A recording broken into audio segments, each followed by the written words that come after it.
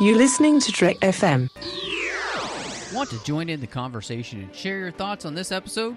Join the Babel Conference, our listeners' discussion group on Facebook. Just type BABEL into the Facebook search field, and we look forward to seeing you there.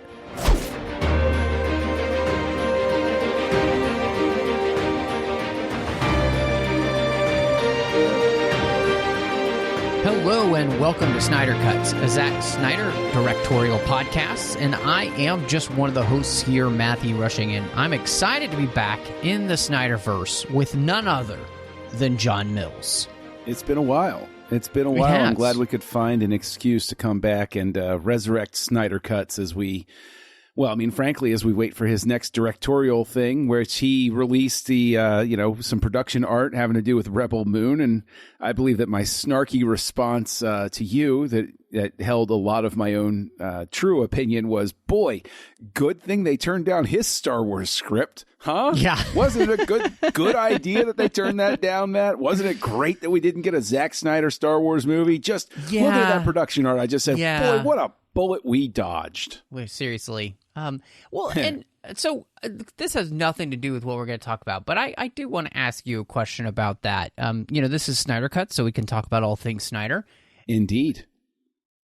Don't you feel like from the work that we've been through here over the last year, really diving in deep to his work from, his music videos all the way to, the last thing we had talked about was Army of the Dead.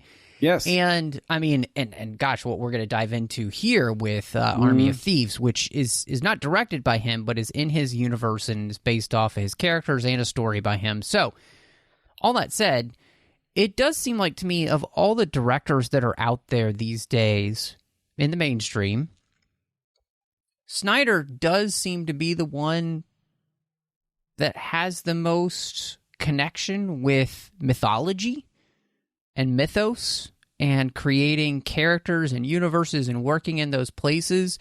And it just feels like he would be kind of perfect for Star Wars. Am I wrong? Or am I just drinking the Snyder Kool-Aid? Or I don't know. A little from column A, a little from column B. I do. I think that you're right.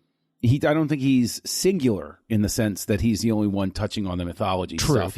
True. Nolan is definitely in that category. There's no question. Nolan, though, what I think is really interesting about the two of them, and the whole reason I think it's so interesting that Nolan basically was producer on his DC movies, is that in a sense, I see them as they both have a plug into that mythological storytelling sort of thing, the necessary of fairy tales and fables and the things that make up film. But Nolan comes at it with his brain, and Snyder comes at it with his heart. And so they're flip sides of the same coin. And I know that's infuriating anybody foolish enough to stumble onto a show called Snyder Cuts and not expect us to have positive opinions about Zack Snyder. Yet there it is. And it's a territory, I think, that's really interesting because you can see Nolan is coming from the tradition of somebody like Hitchcock. Hitchcock, you could argue, was sterile. You could argue that Kubrick was sterile. But they were getting at something very thought-provoking and important as far as, the storytelling tradition goes. Snyder comes from a much more gritty, visceral type of filmmaking that exists out there. I don't know specifically what previous filmmakers I'd put him in the camp with, but it's really, honestly, it would be somebody like McTiernan, who I think is somebody who's been forgotten over time, who revolutionized the action genre. Yep. And he really had that visceral, strap in, we're going to have some important, interesting things going on. Like Predator is great sci-fi. Die Hard is, in fact, a Christmas movie, not because of a dude bro joke, but because of the fact that it's a guy on Christmas Eve learning to open up his heart and be more loving toward the world sort of thing with an action veneer on it. So probably, I guess, that would be the right camp to put Snyder into. Yeah, well, and he also feels akin to, people that, I'm just thinking of people Lucas worked with and looked up to. Like Milius and that kind of stuff. Sure. Those are the type of, I feel like he would have been a part of that group back in the day, right? And he would have been, I think, somebody who, he wouldn't have been the Spielberg of the group. He would have been more like the nicer John Milius. Now, well, I mean, honestly, in terms of nicer, that's a low bar to set. This is true with John Milius. That's absolutely correct. He was not the most genteel person in the world through his career. Not taking anything away from his work, not a bit. But he was definitely a person. He has a definite reputation as a personality. I can also say that it's interesting you harken back to that group, because there's very much a where would Snyder fit, where on the spectrum there, because I think Spielberg falls into you can see Abrams coming from the Spielberg camp, never quite being Spielberg, but wanting to be like him, where it's more about fun and adventure and those sorts of things. I think that Lucas is definitely in that very deep camp, but Lucas is an odd bird because it's very emotional, but he's hyper intellectual at the same time. Right. So it's like, that's very unique. So yeah. Well, it's almost like Snyder has the emotion of Scorsese wrapped up in him too. I was going to say something like that, or some of the roughness of Brian De Palma. I think of as well in that group of filmmakers, and even I think some of the melodrama of Coppola. And so certainly. I mean, it's just strange to me that he was not given that chance, because when I think about directors who could plug into the Lucasian view of the world and then create something through his own lens at the same time, Snyder could do it. So, but we'll be excited when his movie Rebel Moon comes out, and we'll be talking about it. So, thank you for enjoying that. Cold open, basically, here of Snyder Cuts. And before we dive into the talking about Army of Thieves, we do want to remind you can find us wherever you get your podcasts. And if you happen to be on Apple Podcasts or even Spotify, you can rate us. And, of course, you can review us. So we'd really appreciate that. That's going to help the show grow as more and more people are using Spotify. And I've got to say, John, I'm not a Spotify user at all, but I've looked at their podcast setup. It's so much cleaner and so much nicer than Apple Podcasts. So, I mean, I'm not even a user, but the setup is gorgeous. I'm terrified to say anything in agreement, because I'm pretty sure since I have an iPhone, Apple just heard us. It's true. I'm expecting everything in my house to stop working by tomorrow morning. So thanks a lot, Matt. Thank you so much. I appreciate it. I really do appreciate it. And, of course, you could find us, as I mentioned, anywhere you get your podcasts. Please do follow us on Twitter at The 602 Club. We're on Instagram at The 602 Club TFM. You can also find us on Letterboxd as well under The 602 Club. Of course, you can find the entire network on Facebook at facebook.com/TrekFM. We're online at Trek.fm. The listeners-only discussion group you can join called the Bayville Conference on Facebook. All of those places. And this is the very last show that's going to appear in the feed of the 602 Club in 2021. And as we move into 2022, we could absolutely use your help to make sure that the network can keep producing all of these shows. And so please go to patreon.com/TrekFM and see how you could be part of our team. We would really appreciate it, and it makes a world of difference to us if you would make us a part of your contributions every month. Every little bit really helps. It does indeed, and I can swear on this stack of carpet samples right here that not one dime is used toward my burgeoning gold chain collection. This is true. Not at all. Actually, it's not used towards anything other than us making sure that we can pay for all of the sources that we need to make sure the podcasts come to you. And it also keeps all of these podcasts ad-free. So, and you know what? No, but before you jump on there, I want to say that is more important than anybody really understands. The pressure for advertising on podcasts is insane. It is through the roof, because they finally figured out that we're on an island right now, and anything that marketers can monetize, they're going to come after. So if you want to keep your podcasts ad-free and flowing smoothly and running, please go over to Patreon. Please help out the network. Please help out this show. It would be greatly appreciated. Yes, absolutely. And so, well, John, this is interesting because, as we're a Zack Snyder Directorial Podcast, this is not something that he directs. And yet, as we mentioned, the Army of Thieves is in his Army of the Dead universe. It's all based off of things that come directly from him. It's based off a story by Zack Snyder. And so, really interestingly, I wanted to ask just straight up front because Matthias, and I think you would say his last name is Schreinhofer, is actually the director. I'm making my best attempt here at that. And so, because we've spent all this time talking about Zack Snyder, and the last time we got together here on this bonus show, we talked about Army of the Dead. What did you think of the directorial effort here by Matthias? And did it kind of fit within the universe that Snyder has created with the Army of series? Unquestionably. I think that the visual style on this matches up closely enough without parroting it. There are certain shots where I was like, I can definitely tell that this belongs to that universe. It has a visual style that's its own, but at the same time, very much plugs in. Like if you stripped all of the credits off so that I don't know who directed it, I don't know who shot it, I would say this looks like Army of the Dead. And in a complimentary way, it looks like it belongs in that universe. Now, some people could take that as a negative and say, oh, well, make your own look and sort of, but I would argue that you're at least somewhat obliged when you're within a connected universe to have some sort of tie that makes it clear. Like Marvel movies are all colored the same way. Right. There's a uniformity there of style so that even no matter how unique the director is, you can still look at it and say Marvel movie.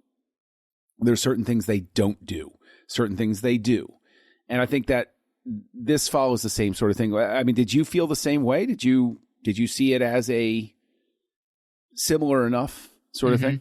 One of the things that I was really struck by was the visual language of the film and how it did feel a little bit like Army of the Dead, but at the same time, you know, they're not using the same lens that they did there, which we talked a lot about in that episode, you know, how that didn't quite work as well for you, but I loved it. And here, honestly, I think the lens has a lot of warmth and a lot of clarity. And really, it stood out to me just how gorgeous the film looks. The shot composition is wonderful. I think the coloring of this film is gorgeous. Everything looks pristine in it, and in a really incredible way. I mean, they take you to these beautiful locations in like Germany, the Czech Republic, and other places, and they make them all feel like postcards, places you want to visit. And so I really liked that. And I think you're absolutely right in that it felt like it fit within the same universe without being derivative of what Snyder had done. And I think, you know, Matthias really did something great here in the sense, too, that one of the things that stuck out to me about the direction that this film took is that not only did it kind of feel like Army of the Dead, but to me, this almost had the same feeling of what I wish the original Suicide Squad had turned out to be. Because, you know, we have some of the same, like, fun lettering that comes up, you know, very much like that original Suicide Squad, which Army of the Dead kind of does too. But there was something about the way this film did those things that really worked for me. And so I think that was another really good choice in, you know, they're doing kind of the classic heist movie in many ways, but it had a heightened sense of reality to it, a little bit like a comic book movie, and maybe that's because we get a little bit of the zombie influence in the sense that that's happening in the States right now, and they're trying to contain it. But otherwise, this is very grounded, and yet at the same time, they were having some fun with it. And I was just thinking to myself, man, this is kind of what I think we all hoped the original Suicide Squad was going to be, and then wasn't. I think that's a very interesting, take to have on it. I do. I think that's very unique. I can see exactly what you're saying. What I really hook on to and what you said there, though, isn't so much the Suicide Squad thing. And I do like the lettering. The first time I really noticed it was when right at the beginning they say Berlin, and I saw it in the background and I didn't notice it for a half a second. And I went, oh, that's cool. So like I paid attention to it through the rest, and it was just such a fun flair and done so well with this, with each iteration of the lettering reflecting the place where it was. I thought that was very well done. What I hook on with what you just said is that the zombie thing is happening in the States, and he sees a news thing and it invades his nightmares. But you see how world events don't immediately catch on. You would think that everybody would be freaking out immediately. We've seen arguably in recent history that virus news from elsewhere can have an immediate global impact. Right. Whereas this sort of harkens to what I'll go ahead and call the before time, where it was happening somewhere else. So it was like, yeah, I might be tangentially aware of it, but I wasn't really paying attention per se. And I think they did a really good job of having it be there without being dominant. It's too easy for a prequel to fall into the trap of becoming obsessed with where the story's going. And it never does that. And I admire this for it. In terms of the visual flair that you were talking about, I can honestly say that this is one of those Netflix movies where I finally saw it and I said, boy, I wish I'd seen this on a big screen. Yeah. I think that this would have looked beautiful in a theater. And for the, like it's very rare where I see something and I say, I couldn't, I'll draw a comparison. People might not like this comparison, but I saw Matrix Resurrections on my, relatively nice television at home. And I said, oh, okay, that's fine. It looks fine. Right. This is one where I watched it and I said, I wish I'd seen this in the big format theater. Yeah. This would have been really nice to see there. I like that you point that out because, having gotten the opportunity because it played here at a theater to see Army of the Dead on the big screen, I did feel that same way watching this, thinking, wow, this movie looks great. And I have a great setup at home as well. I have a good sound system and everything, so I'm not complaining about that. But it just, this movie looked so good on my screen. I'm thinking, wow, this would be fantastic on a big screen. Where all these colors can really pop and you could really be immersed in these scenes. So, no, I heartily agree with that. And I think there was... I'm glad you touched on that because both of these movies, and I think this is really special, but especially just talking about Army of Thieves, this doesn't feel like the quote-unquote Netflix movie. There was never a point, we've both seen Red Notice, which it's mildly amusing, and yet there are so many times in the film where you could tell that they're not in a place, they're just on some kind of green screen where they're being, projected into that place. This doesn't have that feel ever. It always feels like we're in a location, and I think because of that, it adds to the reality and the feel that this is a real, quote unquote, a real film, and I really appreciated about this film because so many of those Netflix type movies or movies made for streaming, they get them made very much on the cheap. And part of that is that we're not really traveling to locations and actually filming in those locations, and we're faking it. And you can tell here, I don't feel the faking it. And it makes a lot of difference. It does.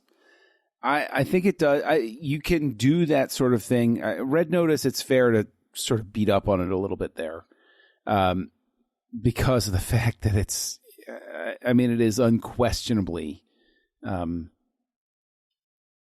smaller scale production. And you can delve into the whole arguments about like, oh, well, if they shot it on the volume that they're doing for the Star Wars shows, it would look a lot more real because those places aren't on location, but they look like they exist. And I think that what it really is that there's a sense of I struggle for the word, but there's a sense of weight to the surroundings. Mm-hmm. There's a sense of environment, and that's what's missing from something like Red Notice. Yeah. That's what's missing from Six Underground. Six Underground is shot on real locations, and I did not care for that movie one bit. And there were moments where I watched this movie and I said, "This is what Six Underground wanted to be and couldn't achieve." Yeah. Which becomes baffling because Michael Bay is unquestionably long-term, he's going to remain a legend. Whether you like his movies or not, sorry, folks, he's going to be a legendary director because of the impact that he had on cinema. Mm-hmm. And Bay couldn't pull off something I wanted to see on the big screen when he directed for Netflix. But Matthias, let's just say Matthias, he pulls it off. And I think that this is, it's an achievement in a sense, because just like Army of the Dead, I wanted to see that on the big screen. Mm-hmm. And so I wouldn't have expected that. I think that it exceeds expectations, as you might say, in a year-end evaluation for somebody. They exceeded expectations with the visual language here. Mm. Yeah. No, I mean, I think you're absolutely right in that. And, it's always interesting when you get a prequel to a film. And I think one of the things, and I've heard Deborah Snyder say this, the idea that the prequel here is in a completely different genre is very different. There we have a straight up zombie movie, and here it is a heist movie, kind of a romantic comedy type of film. It's much lighter for the most part. And so how did that work for you, building in this universe and, going a completely different direction, really? I mean, they both are heists in a sense, but this is so much lighter and has such a sweeter tone to it in the heart of the film as well. I guess, I don't know. I mean, I'm talking about it and like, well, the Army of the Dead has a lot of heart too, because you have the whole father-daughter relationship. So I don't know. What did you think about how this fits? I like you go down this road because have you ever seen the original, The Italian Job, starring Michael Caine? I haven't seen the original, unfortunately. Okay. I've never seen the remake. Fortunately, ? But I have seen the original with Michael Caine. I mean, I liked the remake, so, Oh, well, maybe it's good. Yeah, it was good. I don't know. And Mark Wahlberg's in it, so I know he's breathless a lot. But that's true. I think that this is a heist movie in the tradition of The Italian Job, and whereas Army of the Dead is a heist movie in the tradition of Ocean's 11. Where there's a big build and then there's a payoff at the end and there's the intercutting and all of those sorts of things. So this is very much more in the comedic heist subgenre, if you will. And I think it works very well. I really do. I think that, I love this character from Army of the Dead. I think I'm on record as saying that. I think we're both on record as saying that he was just delightful in Army of the Dead.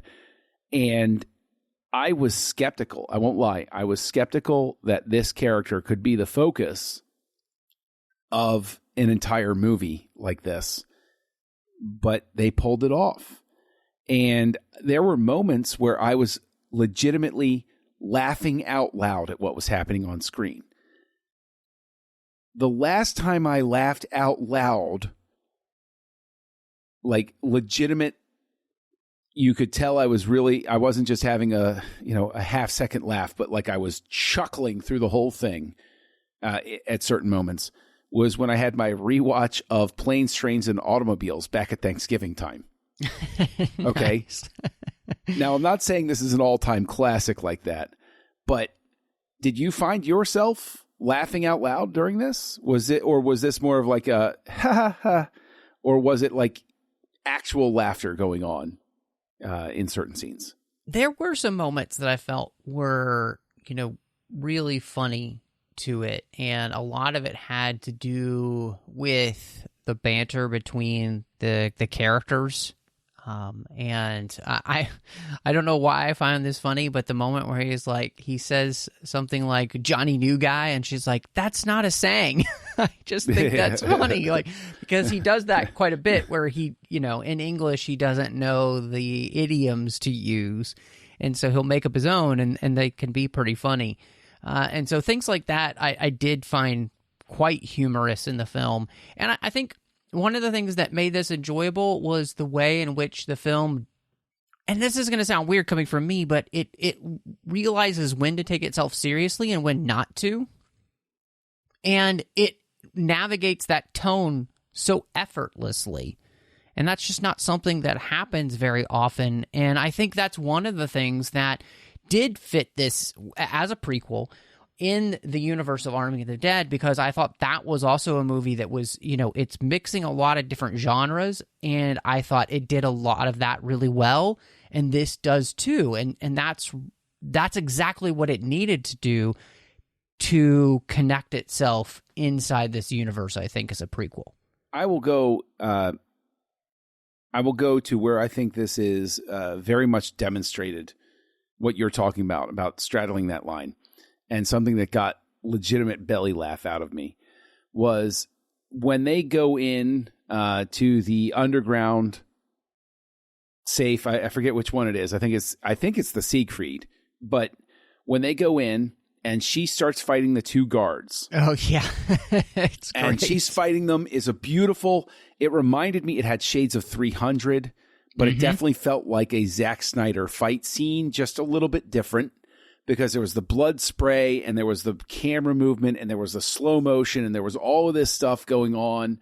And I thought it was just really a great tribute to the way Snyder does action beats. Yeah. And then and it's going through, and then when the sound comes back to the quote unquote real world, he's doing that beautiful squeal that he does when he's in a bad situation. Yes. And it was such a perfect use of getting your adrenaline up and then giving you a laugh, so that the laugh is like an actual release payoff at the end of it. And you just, I'm smiling thinking about it now, because every time I hear that scream that he has, it's like that in and of itself makes the movie worth it, so far as I'm concerned, because it's just so much fun. And that's the thing is, this is a movie, and I think Army of the Dead sort of falls in this category as well, where, a mutual of ours named Craig, he has a saying that he likes to roll out every so often where he goes, do you remember fun? And it was so great to watch something where I could say, I remember fun. I remember when it was okay to make something that just, you were just having a good time. It wasn't trying to change the world. It wasn't trying to change your point of view on anything. It was just having fun. I like that point, and it's interesting. I think, many people might find it strange, coming from me, because I tend to be somebody who talks about how they really enjoy, their movies to be serious and all those things. And much of what I like about what Zack Snyder does, especially with his superhero movies, as we've talked about here on Snyder Cuts, is very much that. But I think the beauty of, Army of the Dead and now Army of Thieves is that we can truly see, Zack Snyder and his, friends have great senses of humor. And, if you've been watching any of his movies, that that's the case. He's not above putting something funny in his films when it works. And I think these type of movies were meant to have much more levity to them, while at the same time, having some seriousness. And one of the things I think that really makes this work is there's some great relationships here between the cast playing off one another and giving them enough of a backstory together and everything to make this work. And to me, this was just a great group of people to spend time with. And it was so well cast. Like, I loved everybody in the movie. I thought they were fantastic. They all play their parts to perfection. And not only that, but I mean, I found some people, like, I wasn't really familiar with Rubio Fee, who plays Corinna, and I thought she was great. You know, I want to see her in more things. You know, I've loved, Nathalie Emmanuel for a long time because she's in great Game of Thrones, but she was fantastic here, and so Matthias is fantastic. I mean, I already loved him in Army of the Dead, and I think he's great here too. So, this is just a great cast who played off each other really well and had a lot of chemistry together. I agree about the chemistry. I do think that Ruby O'Fee, I don't know her from anything else. Or if I do, I don't remember her from anything else. But I'll remember her now. And when she shows up somewhere, I will remember her.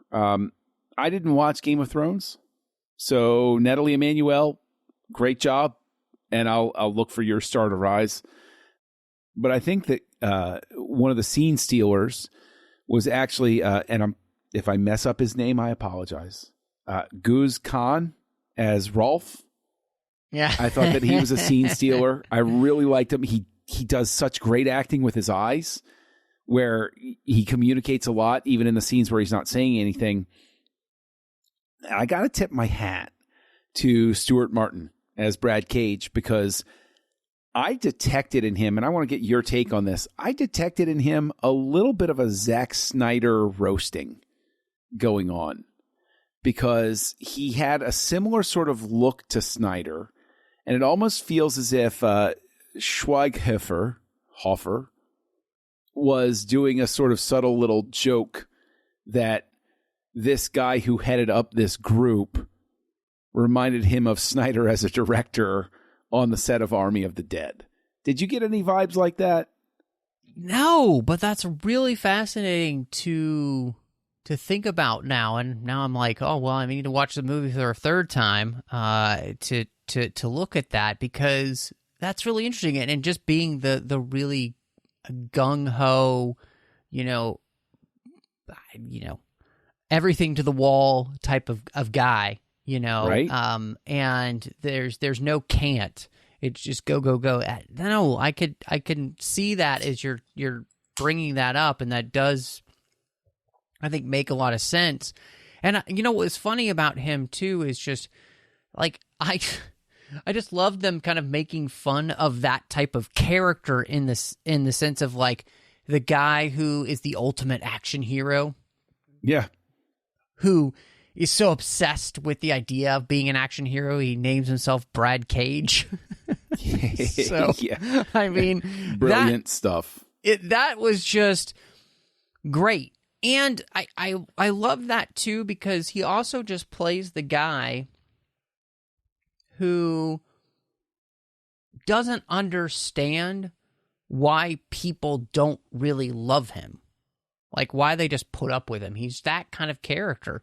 And, I think that's really interesting because, this is about a movie about, in many ways, we've talked about on Assembling Avengers, the Joss Whedon found family that we also get in Guardians of the Galaxy type of thing. And this is like that too. And, he's the character in the found family who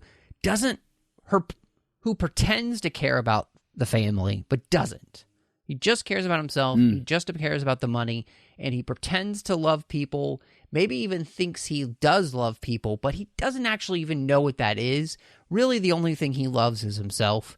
And, the rest of these characters don't have that, and you just get Rolf, who's just finds himself on the wrong side of things and makes the wrong choice, to which, you don't see him being able to get kind of the redemption. And I like that. I like that there's a lot of nuance to these characters, and they're doing a good job, I think, of creating characters that I want to see more of. And what I loved about this cast is that I'm hoping that, with them doing an Army of the Dead sequel, that we'd also get maybe some of these characters showing up in that Army of the Dead sequel now. Like, I want Gwendolyn to show up. I want Corinna to show up. You know, I think that would be fantastic to have them be people that come into the film. And, you know, I guess whether or not Dieter shows up, we don't know, because the last time we saw him, it looked like he was going to get eaten by zombies. So, but this cast is just, they're really dynamic. They're really fun to watch on screen. I agree. I think that they're very well done, and I think that that's one of the strengths of the movie. And there are weaknesses here. You know, this can't be just like an hour-long love fest or anything like that. But, you know, just to sort of like close out that thing is what I think this movie does. It's very smart, and it's from a very basic script structural level. Is it keeps the scope small in terms of the characters you have to follow. Yes, yeah. I think one of the biggest problems with cinema nowadays is that there's this driving need, this impetus to make everything too big. And everybody's got a name, and everybody's got a this, and everybody's got a that. Yes, there are crowd scenes, those sorts of things. But at no point was I struggling to keep up with which character was which. Everybody was distinct enough. In that sense, it's actually it's like a Snyder movie where you can follow the stuff. Every character has a distinct personality, but that's actually a strength that I will often point to, with the exception of Avatar, to Cameron movies where the characters always have a very distinct personality. You know who's who in the pecking order. The puzzle goes together.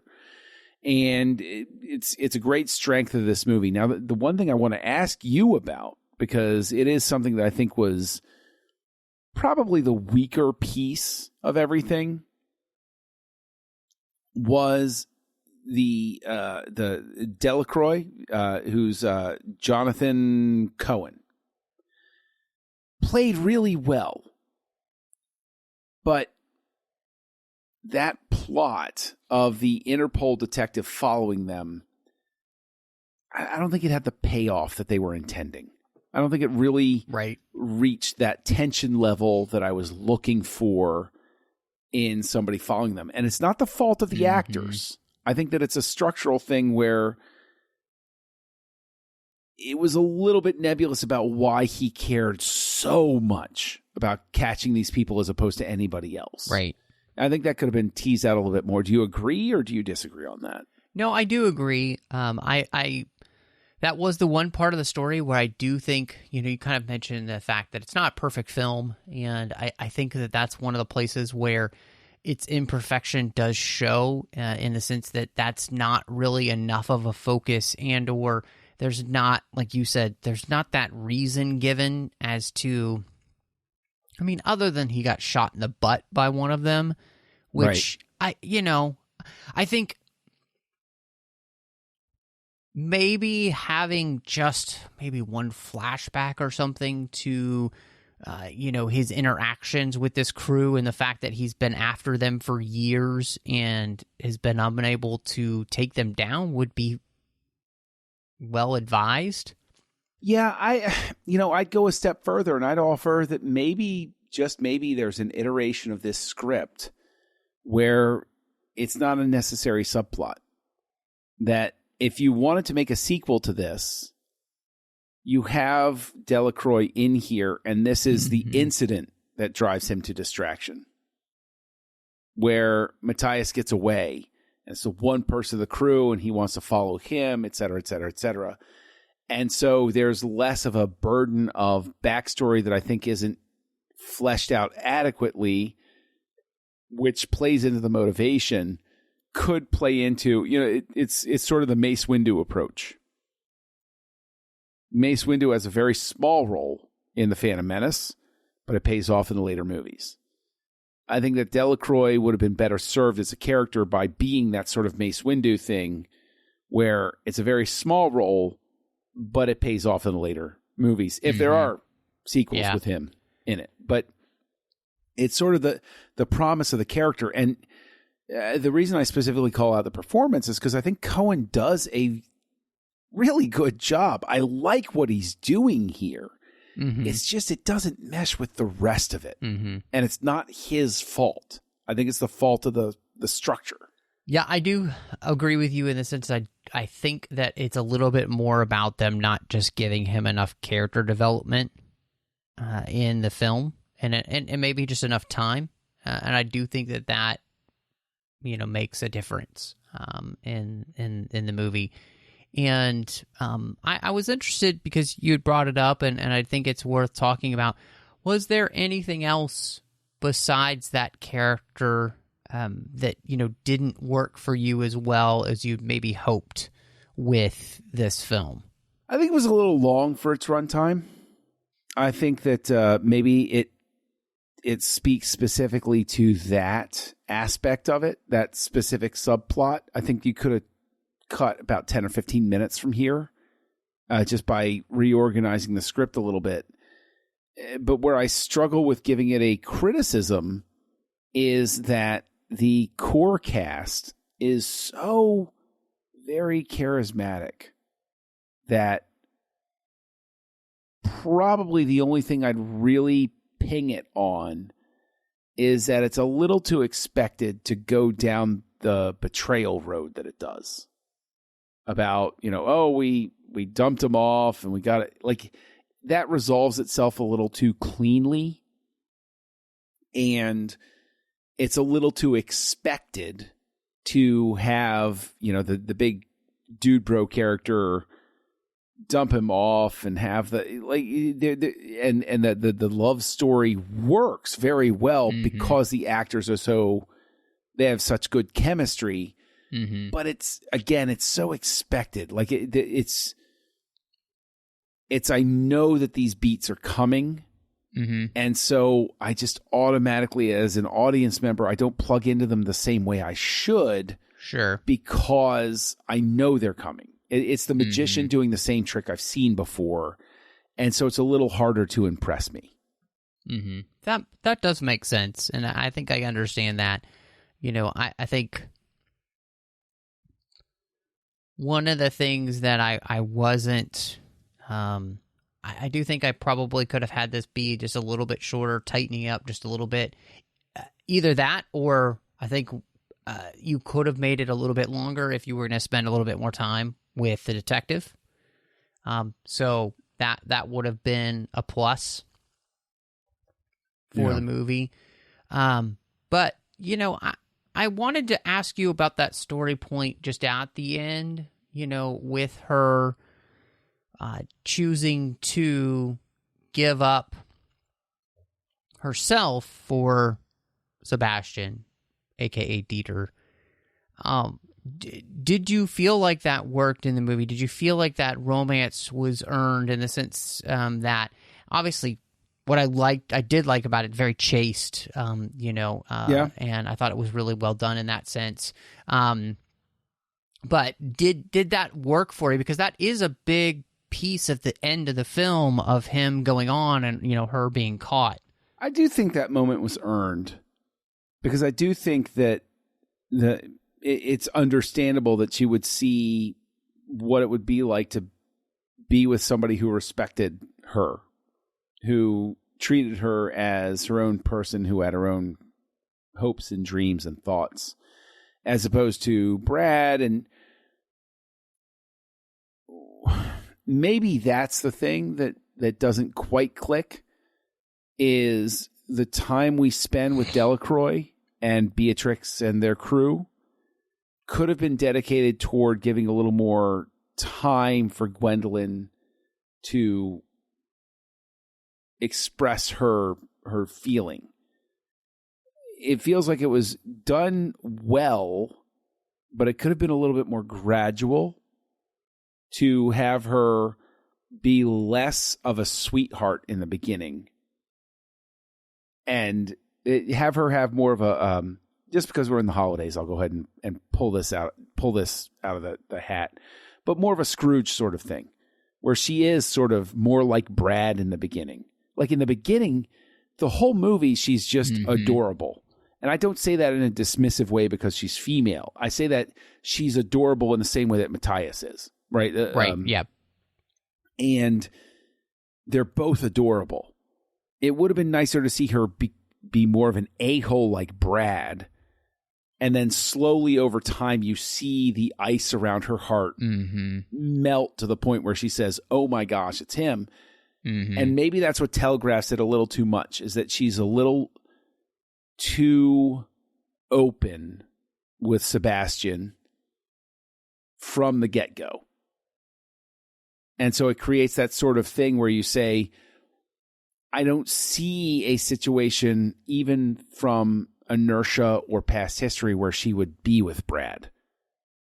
I want to see her in more of a personality mode where I understand that relationship better so that it feels even more earned at the end when she chooses Matthias.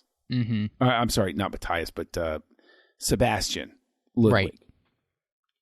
Yeah, I mean, that's an interesting thing, because one of the things that I felt about the movie, and this is one of the places maybe where it could have been just slightly longer, was in the relationship aspect, because, you know, she says that with Brad, you know, she saw something in him that nobody else did, and there's this thought that you get from that Brad hasn't always been this completely obsessed with himself and with money as he was or is now, and that he's become more and more obsessed, and what she's really been looking for is the family aspect, you know, because she talks about, when she tells the story about, you know, how this group found each other and how they've been together for so long now, and they're basically this family. And what I love, what I did think really worked about the relationship building here between the two of them, is how what they care about is the epicness, the journey, the opportunity to do something that nobody else has done. You know, they care about that more than they do the money, and yet, because this is wrapped around the idea of theft and stealing, and it's wrapped around the theft and stealing of money, it gets wrapped into this idea of the ring cycle of, you know, that never ends well, you know? And so that whole mythic nature of all of this plays into this, I think, well. And it's the thing that lets you know, okay, well, this relationship is doomed, just as those relationships in the ring cycle were doomed, because the life they've chosen of crime and theft and the theft of money always leads to ruination. And no matter how good of a heart of a person you are, and I think that's the beauty of this, is like, they don't necessarily have bad hearts in the sense of connection with people or whatever, but they also are very amoral, and that leads them, you know, to these places like, you know, the fact that they can rationalize in their brain that it's fine for them to be robbing these places because it's something, you know, nobody else has ever done. I don't really think is it shows the problem of this, and so I loved their relationship. I thought it really worked in the film, and mainly I thought it worked because, and this is where we'll disagree a little bit, I think it works because of the fact that she's shown to be this kind of kind-hearted person who's about the quest and not about the end product, which is the money, which is the same place that he is at. And so that's what kind of brings them together. And so, but I can still see what you're saying. And I do think that it's one of those places where maybe just, I'm not even talking about 10 minutes. I'm just saying a couple of more minutes, like, you know, with that kind of development with the relationship, especially with Brad, would have kind of helped this whole thing even more than I think it works. So, yeah, I think we're both agreeing. Just we're coming at it from different angles, which is fine. it is what it is. I think that one of the things also, undeniably the cast has charisma and they have chemistry. And one thing I can say though is one of the things that helps it is I think that actually the score is very, very good. I think that it's very right for this, and it's done by Steve Mazzaro, and of course Hans Zimmer gets a credit as well. But what's hysterical to me about the fact that it's Steve Mazzaro is he was a composer on The Boss Baby. Back in 2017, which if anybody has not seen it, is a delightful little movie. It's actually a very delightful little movie for him to have worked on. But what's really interesting is that he does The Boss Baby, but there isn't really anything notable about his credits other than that. And I think he did the music as the Magnificent Six in The Amazing Spider-Man 2, which is a movie that I think is best forgotten. But I wanted to ask you, I think the music was very good, but I also think that he's not alone in the fact that there are a lot of people here where they don't have credits that are household name credits. I say the name Hans Zimmer, 50% of the people go, oh, I know who that is. Do you think that it helps this movie that it's got such a cast and crew of people who are outside common names, if you will, in not just the genre, but American filmmaking? I think, and I'm glad you brought up the music as we talk about in all of our discussions, but it's interesting because he does have a credit in No Time to Die with Hans Zimmer. Not only that, but he's also credited with music in Wonder Woman 84, Dune as well. Yep, the rhythm section, Dark Phoenix, Lion King, BVS, Man of Steel. So he does have credits going back because he's part of the whole network of Hans Zimmer. Yeah, Zimmer's stable. Yeah, exactly. Yeah. And I think he's really good here in the sense that he's able to tap into some really fun kind of like zany music to go with the whole heist aspect of the film, and yet it doesn't just feel like another Ocean's 11 type score. Yeah. He's able to create kind of his own take on that, and I think it works perfectly for this film. And part of that is the fact that it fits the title character very well. Which it's not quite what you'd expect, because that's what our title character is. Like our main character here in Sebastian is not quite what you'd expect as the lead for a movie, for the person for a movie to be about. And I think that's perfect. And so I really like the way that he took the score and what he did with it. And I think it's a lot of fun. And it's one of those scores, too, where I think it works so well within the movie. And I haven't really listened to it much outside the film, but I'd be interested to do so to see how it stands up on its own. Yeah, I think this is definitely a score that's going to wind up having to be tied to the visual work. But I also think that one of the blessings / curses with a movie like this is I do think that the special and the visual effects are done well enough that they're not particularly noticeable. There's nothing flashy here with the visual effects. And I think they're very good, but nobody's going to talk about them, if that makes sense. Where it's like, oh, well, this is a good credit for people to have, but I'm never going to point to this movie and say, what great special effects it had.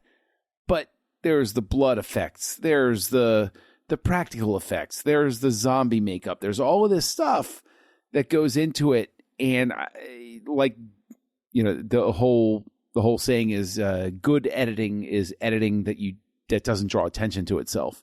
And I think that the visual effects here are in the same category where they're very good. When he's cracking the safe, that's CG, where they're going into the inside and they're looking around, and it's engaging and it's good. And it's very, it's a camera. I know the camera can't get there.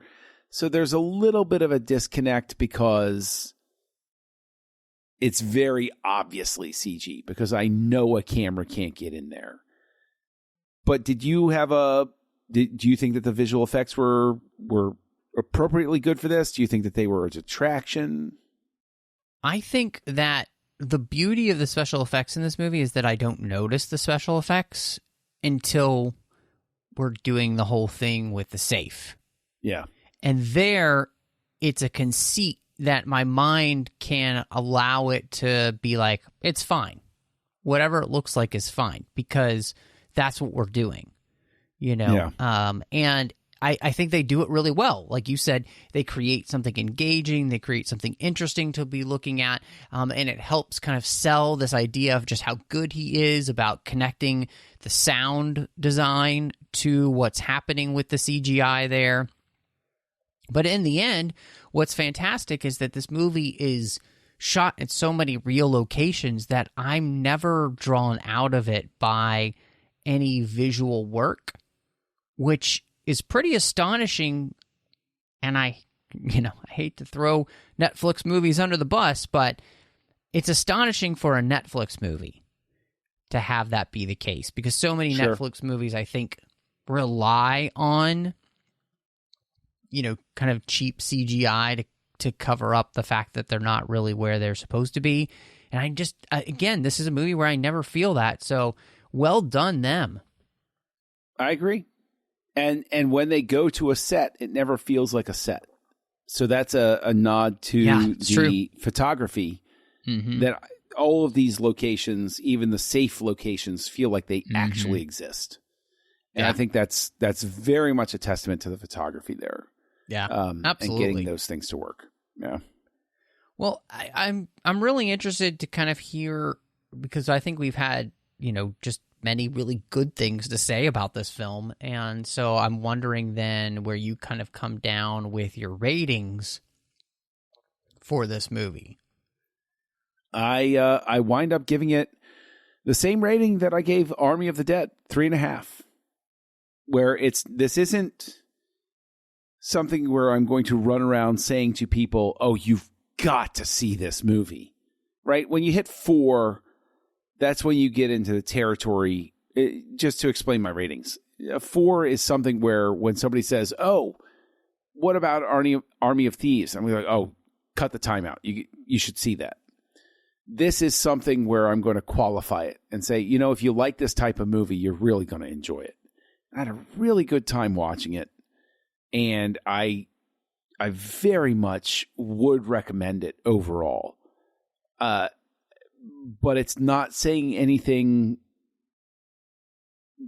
It sort of works to its own detriment, where it's not saying anything huge. It's not making a big statement. It's just a good time. It's something that I can enjoy, and it's something that I'm not going to run back to and rewatch anytime soon. But it's that type of movie where if we were still in the cable days and I was walking through a room and Army of Thieves was playing, I'd probably sit down and be like, I'll watch a little bit of this, and probably wind up going through to the end, if that makes sense. So 3.5. What about you? Yeah, I went with a 4 with this one, because I really just enjoyed how well it's done. For a movie, like you said, where there isn't a ton that it's doing that's different or anything, it's just so well polished. And it looks gorgeous. And having seen this movie twice now, I didn't mind watching it again. And honestly, it was in within a few weeks of each other, which is pretty astounding. And part of what drew me in and really kept me enjoying the viewing was just how beautiful this movie looks. And I think the production value of it is so high. It's just that's something that it's sad to say these days, but that's something that's lacking in so many of our streaming films these days. And so, yeah, I mean, I give this a 4. And not only that, but I think the cast is so enjoyable here, and I enjoy watching them and what they're doing together, that it's something that I will probably, revisit every once in a while, just because it's a fun thing. And, it's that kind of thing where it's lighthearted enough where I can just kind of put it on and enjoy it without having to really be so engaged to the hilt, and so, and I think this is a beautiful way of kind of opening up this Snyderverse here, and makes me look forward to more Army of the Dead universe stuff, because we can do different types of films in this universe, and they work really well, and I enjoy them, and I enjoy watching them. So, yeah, I'm excited for that, and hopefully we'll be getting that soon. I know, obviously, Snyder's working, I think, right now more ardently on Rebel Moon, but we'll be back with, Snyder Cuts when that happens. And, John, if people want to catch up with you and see what else you've got going on, where can they find you? Look for Kessel Junkie. It's the brand of mayonnaise that you're looking for on social media. KESSELJUNKIE. And Letterboxd is the most fun. You can also find me over on the Nerd Party Network, co-hosting two shows, actually. One called House Lights, where we look at the work of directors by different classifications and categories, and also on Aggressive Negotiations, what I feel is a special Star Wars podcast over there on the Nerd Party, which I co-host with you, good sir, Matthew Rushing. Well, and it is so much fun to be over there with you, and you can find me all over the place under the moniker MattRushing02. You can find me on Twitter, Instagram, Letterboxd, Vero, all of those type of places. And, of course, you can also find me here on the network inside the 602 Club, the main show we've got going on in this same feed, so please check that out. Of course, doing Assembling Avengers with you there, John, as well as over on Trek FM 2, you'll find The Orb, Warp 5, and Literary Treks. The Orb is about Star Trek Deep Space Nine, Warp 5 is about Star Trek Enterprise, and Literary Treks is about the books and the comics of Star Trek. And then aside from Aggressive Negotiations over on the Nerd Party Network, you'll find me doing Owl Post with Drea Kaufman. That is a finished show, and we walk through every single chapter of the Harry Potter series, one chapter at a time. But as always, thank you so much for joining us. This is 2022.